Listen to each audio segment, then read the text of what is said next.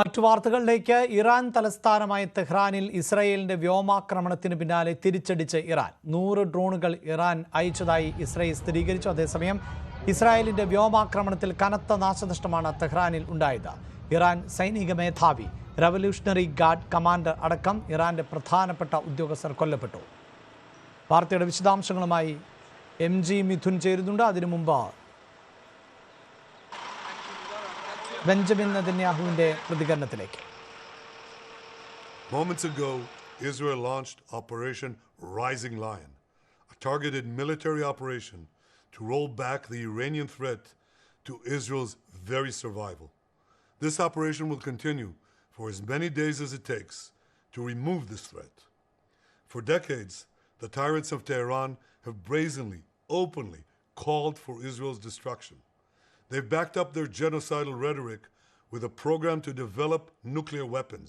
The IDF began preemptive and precise strikes targeting the Iranian nuclear program in order to prevent the Iranian regime's ability to build a nuclear bomb in the immediate time frame.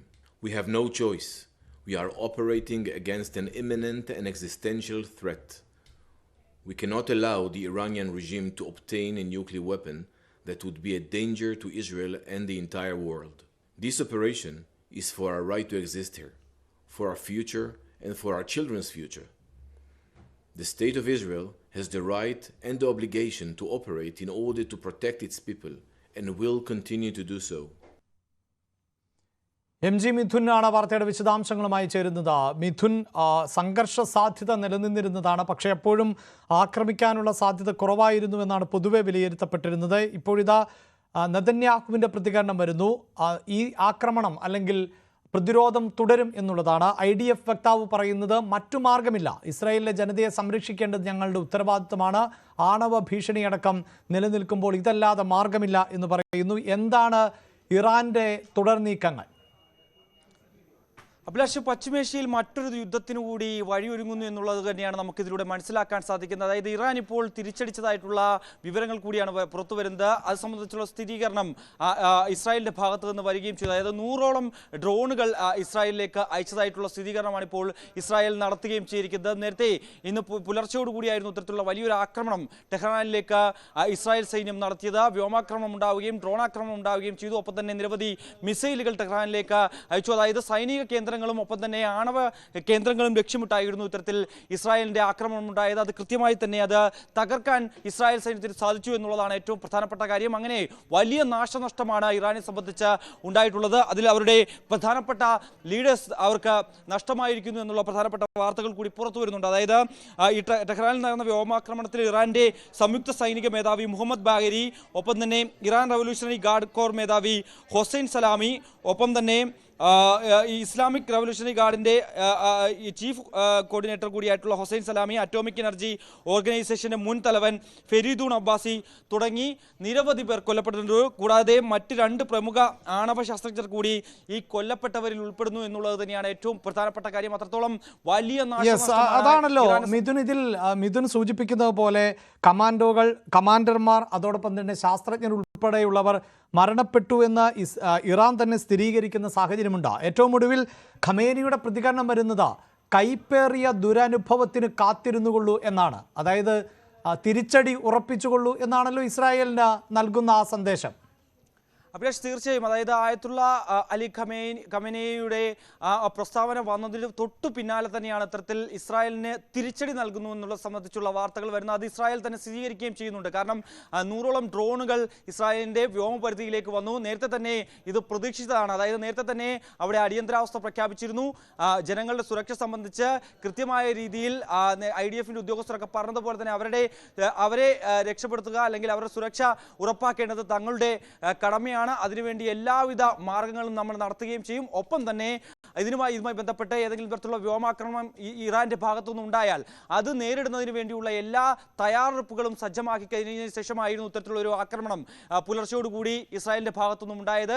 അത് അവർ പ്രതീക്ഷിച്ച തന്നെയാണ്. അത്തരത്തിൽ ഇറാന്റെ ഭാഗത്തു നിന്ന് തിരിച്ചടി ഉണ്ടാകുന്നു. അതിനെ കൃത്യമായി അവർക്ക് തടയിടാൻ സാധിച്ചു എന്ന് തന്നെയാണ് നമുക്ക് മനസ്സിലാക്കാൻ സാധിക്കുക. എന്തായാലും അത്തരത്തിലുള്ള ഔദ്യോഗിക റിപ്പോർട്ടുകളൊന്നും തന്നെ പുറത്തു വന്നിട്ടില്ല എന്നുള്ളത് തന്നെയാണ്. എന്തായാലും തിരിച്ചടി ഇറാന്റെ ഭാഗത്തുനിന്ന് ഉണ്ടാകുന്നു. അതിനെ പ്രതിരോധിക്കാൻ വ്യോമ പ്രതിരോധ സംവിധാനങ്ങളെല്ലാം തന്നെ കൃത്യമായി തന്നെ അവർ നടപ്പിലാക്കിയിട്ടുണ്ട്, സജ്ജമാക്കിയിട്ടുണ്ട്. അത് നമുക്കറിയാം, സ്വാഭാവികമായും ഇസ്രായേലാണ് സൈനിക ബലത്തെ സംബന്ധിച്ച് നോക്കുമ്പോൾ ഇറാനെ സംബന്ധിച്ച് ഇസ്രായേലിന് മുന്നിൽ ഒന്നുമല്ല എന്ന് തന്നെ നമുക്ക് എടുത്തു പറയേണ്ടി വരും. അതുകൊണ്ട് തന്നെ ഇസ്രായേൽ കൃത്യമായ രീതിയിൽ അത് ഈ ഇറാൻ തൊടുത്തുവിടുന്ന ഓരോ ഡ്രോണും അല്ലെങ്കിൽ ഓരോ മിസൈലുകളും അത് അവർക്ക് കൃത്യമായി തന്നെ നശിപ്പിക്കാൻ സാധിക്കും. ആകാശത്ത് വെച്ച് തന്നെ ഒരു തരി പോലും അല്ലെങ്കിൽ ഏതെങ്കിലും ഒരു ഡ്രോൺ പോലും തങ്ങളുടെ മണ്ണിൽ വീഴുന്നതിന് മുമ്പ് തന്നെ അത് നശിപ്പിക്കാനുള്ള എല്ലാ തയ്യാറെടുപ്പുകളും നേരത്തെ തന്നെ ഇസ്രായേലിന്റെ ഭാഗത്തു നിന്നും ഉണ്ടായിട്ടുണ്ടായിരുന്നു. നേരത്തെ തന്നെ ഇതുമായി ബന്ധപ്പെട്ടുള്ള നിർദ്ദേശവും കൃത്യമായി നൽകുകയും ചെയ്തിട്ടുണ്ടായിരുന്നു. മറ്റൊന്ന്, ഈ ഇറാനിലടക്കം വലിയ രീതിയിൽ ആക്രമണം നടന്ന പ്രദേശങ്ങളിലൊക്കെ തന്നെ മലയാളികൾ ഉൾപ്പെടെയുള്ളവരുണ്ട്,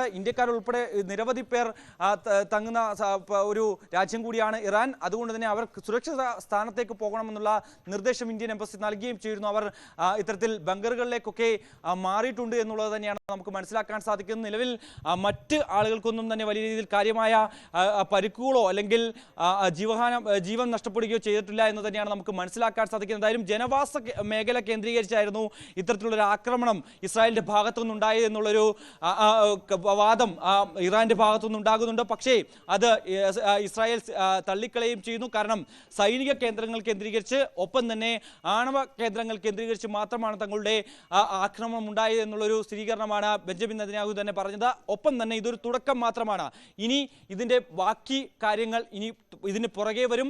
വീണ്ടും വലിയ രീതിയിലുള്ള ആക്രമണം ഉണ്ടാകുന്നുകൂടി അദ്ദേഹം പറഞ്ഞു വെക്കുന്നുണ്ട്. അത്തരത്തിലുള്ളൊരു ഭീഷണി കൂടി അദ്ദേഹം മുഴക്കുകയും ചെയ്യുന്നുണ്ട്. എന്തായാലും കൈപ്പേറിയ തിരിച്ചടി ഉണ്ടാകുമെന്ന് ഇത്തരത്തിൽ ഇറാന്റെ പരമോന്നത നേതാവ് പറയുമ്പോൾ പോലും തന്നെ അത് എത്രത്തോളം സാധ്യമാകും, ഇസ്രായേലിന് എത്രത്തോളം വലിയ തിരിച്ചടി നൽകാൻ ഇറാൻ സാധിക്കുമെന്നുള്ളത് കൂടി നമുക്ക് കണ്ടറിയേണ്ടിയിരിക്കുന്നു. എന്തായാലും പശ്ചിമേഷ്യയെ സംബന്ധിച്ച് മറ്റൊരു പോർമുഖം കൂടി തുറക്കുന്നു. യുദ്ധസമാനമായ സാഹചര്യത്തിലേക്ക് കാര്യങ്ങൾ എത്തുന്നു എന്നുള്ളതാണ്. തീർച്ചയായും ഇതിൽ മിഥുൻ, മറ്റൊന്ന് അമേരിക്കയുടെ ഇടപെടൽ, അത് നേരത്തെ തന്നെ ചർച്ച ചെയ്യപ്പെടുന്നതാണ്. എന്തായാലും അമേരിക്ക അങ്ങനെ ഒരു ആക്രമണത്തിന് മുതിരരുത് എന്ന് ഇസ്രായേലിന് മേൽ സമ്മർദ്ദം നടത്തുന്നു എന്നുള്ളതാണ് അന്താരാഷ്ട്ര തലത്തിലടക്കം വാർത്തകളായി പുറത്തു വരുന്നത്. പക്ഷേ ഇറാൻ അതിന് വിശ്വാസത്തിലെടുക്കുന്നില്ല എന്നല്ലേ മനസ്സിലാക്കേണ്ടത്? പ്രത്യേകിച്ച് ട്രംപിൻ്റെ ഉൾപ്പെടെയുള്ള പ്രതികരണങ്ങൾ, അതായത് അമേരിക്കയുടെ അറിവോടെയല്ല ഈ ആക്രമണം നടന്നത് എന്ന വിവരങ്ങൾ പുറത്തു വരുന്നു. ഒപ്പം ഇറാന് അങ്ങനെ ആണവ ശേഷിയുണ്ട് അല്ലെങ്കിൽ വലിയ ആണവായുധങ്ങൾ നിർമ്മിക്കാൻ സാധിക്കില്ല എന്നും ഇങ്ങനെയൊരു സംഘർഷത്തിലേക്ക് പോയാൽ ഇറാന് വലിയ വില നൽകേണ്ടി വരുമെന്ന തരത്തിലൊക്കെ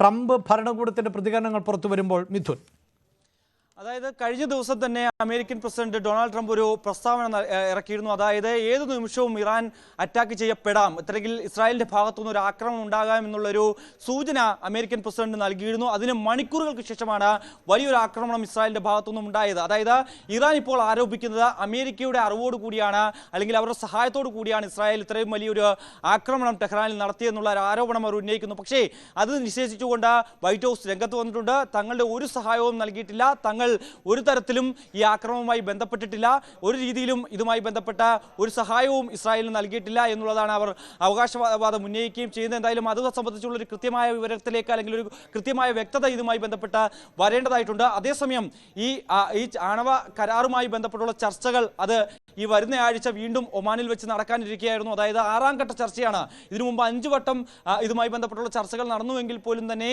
ഒരു കൃത്യമായ ധാരണയിലേക്ക് ഇരു രാജ്യങ്ങൾ തമ്മിൽ എത്താൻ സാധിച്ചില്ല എന്നുള്ളത് തന്നെയാണ്. 6ാം ഘട്ട ചർച്ചകൾ ഇനി നടക്കാനിരിക്കുമ്പോഴാണ് ഇത്തരത്തിലൊരു ആക്രമണം ഉണ്ടാകുന്നത്. ഇതിനു മുമ്പ് നടന്ന ചർച്ചകളിലൊക്കെ അധ്യക്ഷത വഹിച്ച ഒരു പ്രധാന വ്യക്തിത്വത്തിൽ ഒരാളായിരുന്നു ഇത്തരത്തിൽ ഈ വിംഗ് കമാൻഡർ കൂടിയായിട്ടുള്ള വഗേരി. അദ്ദേഹം ഉൾപ്പെടെ ഈ ഒരു ആക്രമണത്തിൽ കൊല്ലപ്പെടുകയും ചെയ്തിട്ടുണ്ട്. അതോടൊപ്പം തന്നെ ചേർത്ത് വായിക്കപ്പെടുമ്പോൾ ഇനി ഈ US ഇറാൻ ആണവ കരാറുമായി ബന്ധപ്പെട്ടുള്ള ചർച്ചകൾ അത് വലിയ രീതിയിൽ അനിശ്ചിതത്വത്തിലായിരിക്കുന്നു എന്ന് വേണം നമുക്ക് കരുതാൻ. ഇനി ഒരു ഇത്തരത്തിലുള്ള ചർച്ചയ്ക്ക് സാധ്യതയുണ്ടോ അല്ലെങ്കിൽ അതിന് ഇറാൻ തയ്യാറാകുമോ എന്നുള്ളതാണ് നമുക്ക് കണ്ടറിയേണ്ടിയിരിക്കുന്നത്. എന്തായാലും ഇറാൻ ആരോപിക്കുന്നത് ഇക്കാര്യത്തിൽ കൃത്യമായ അമേരിക്കയുടെ ഇടപെടലുണ്ട്. അമേരിക്ക കൃത്യമായി ഇസ്രായേലിന് പൂർണ്ണ പിന്തുണ നൽകിയിട്ടുണ്ട്. അമേരിക്കയുടെ അറിവോടുകൂടിയാണ് ഇത്തരത്തിലൊരു ആക്രമണം നടന്നതെന്നുള്ള ആരോപണം ഇറാൻ ഉന്നയിക്കുന്നു. പക്ഷേ അത് തള്ളിക്കൊണ്ട് വൈറ്റ് ഹൗസ് രംഗത്ത് വരുന്ന കാഴ്ചയുമുണ്ട്. അതേസമയം ഇസ്രായേലിന്റെ ഭാഗത്ത് നിന്ന് ശക്തമായ തിരിച്ചടി ഇനി ഉണ്ടാകുമെന്നുള്ളതാണ് അവർ അറിയിക്കുകയും ചെയ്യുന്നത്. ഇനി ഇതൊരു തുടക്കം മാത്രമെന്നാണ് അവർ ഇതുമായി ബന്ധപ്പെട്ട് പറഞ്ഞു വെക്കുന്നത്. യെസ്, അതാണ് ട്രംപിന്റെ പ്രതികരണം വരുന്നത്. ചർച്ചയ്ക്ക് തയ്യാറാകണം ഇറാൻ, അല്ലെങ്കിൽ കനത്ത വില നൽകേണ്ടി വരും. പലർക്കും തിരികെ എത്താൻ പറ്റില്ല, അതായത് സൈനിക തലപ്പത്ത് ഇരിക്കുന്നവർക്ക് ഉൾപ്പെടെ തിരികെ എത്താൻ പറ്റില്ല എന്ന് ട്രംപ് പറയുമ്പോൾ ഇസ്രായേൽ ആക്രമണം നടത്തിയാൽ നിരവധി ആളുകളെ വധിക്കും എന്ന സൂചന തന്നെയാണ് നൽകുന്നത്. പക്ഷേ എന്തായാലും ഇസ്രായേലിൽ ഇപ്പോൾ ഏതെങ്കിലും തരത്തിലുള്ള ഒരു ഹൈ അലർട്ട് ഒന്നും നൽകിയിട്ടില്ല. അലർട്ടുണ്ട്, ജാഗ്രത പുലർത്തണം എന്ന് ജനങ്ങൾക്ക് നിർദ്ദേശം നൽകിയിട്ടുണ്ട്. അതിനപ്പുറത്ത് ബങ്കറുകളിലേക്ക്, സുരക്ഷിത ഇടങ്ങളിലേക്കോ ഒന്നും പോകണം എന്ന് അലർട്ട് നൽകുന്നില്ല. പക്ഷേ അടുത്ത അരമണിക്കൂറിനകം ഇസ്രായേലിൻ്റെ അതിർത്തി പ്രദേശങ്ങളിലേക്ക് ഇറാൻ്റെ ഡ്രോണുകൾ കൂടുതലായി എത്തും എന്ന് ഇസ്രായേൽ പ്രതീക്ഷിക്കുന്നുണ്ട്. പക്ഷേ ഡ്രോൺ പ്രതിരോധ സംവിധാനം ഏറ്റവും കൂടുതൽ പ്രയോജനപ്പെടുത്തുന്ന രാജ്യങ്ങളിൽ ഒന്ന് ആണ്. അത്തരം സാങ്കേതികവിദ്യ അയൺ ഡോം ഉൾപ്പെടെ ഉപയോഗിച്ചുകൊണ്ട് പ്രതിരോധ സംവിധാനങ്ങൾ, രാജ്യത്ത് തന്നെ ഏറ്റവും മികച്ച ഡ്രോൺ പ്രതിരോധ സംവിധാനങ്ങളുള്ള രാജ്യം ആണ്. ആ ഒരു ആത്മവിശ്വാസമാകാം ഒരു പക്ഷേ ഇത്തരത്തിൽ ആളുകൾക്ക് ഒരു തരത്തിലുമുള്ള നിർദ്ദേശങ്ങളും നൽകാത്തത്. പക്ഷേ ഇസ്രായേലിലെ വിദ്യാഭ്യാസ സ്ഥാപനങ്ങൾക്ക് അവധി പ്രഖ്യാപിച്ചിട്ടുണ്ട്.